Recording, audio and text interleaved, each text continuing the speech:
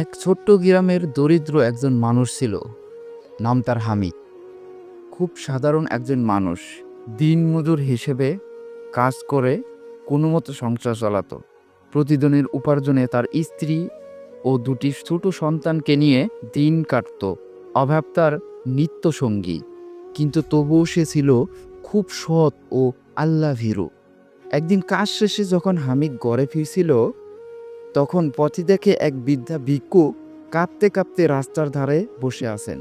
বৃদ্ধ বললেন, বেটা 2 দিন ধরে কিছু খাইনি, একটু সাহায্য করবি? হামিদের কাছে সেদিন মাত্র এক মুঠো ভাত আর সামান্য ডাল ছিল। ঘরে যাওয়ার পথে সে ভাবতে লাগলো, ঘরে স্ত্রী সন্তান অপেক্ষা করছে, ওদের না খাওয়াইলে কি হবে। কিন্তু সাথে সাথেই তার অন্তর কেঁপে উঠল।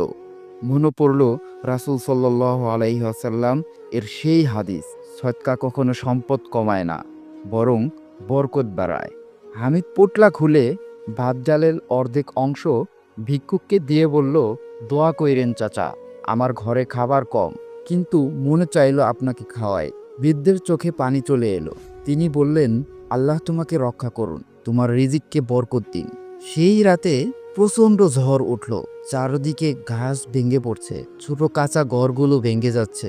হামিদের ঘর ছিল খুবই দুর্বল, কিন্তু আশ্চর্যজনক ঘটনা, ঝড়ের পর সকালে দেখা গেল তার ঘর অক্ষত রয়েছে। চারপাশের অনেক ঘর ভেঙে গেছে, কিন্তু হামিদের ঘর একদম ঠিক আছে। পাড়া প্রতিবেশীরা অবাক হয়ে জিজ্ঞেস করলো, তোর ঘর কিভাবে ঠিক রইল? হামিদ মুস্কি হেসে বলল, হয়তো একজন ক্ষুধার্তকে এক মুঠো ভাত খাওয়ানোর বদৌলতে আল্লাহ রক্ষা করেছেন। একটি সামান্য সৎকা যদি হয় আন্তরিকতার সাথে, তবে তা হতে পারে বড় বিপদ থেকে বাঁচার মাধ্যম।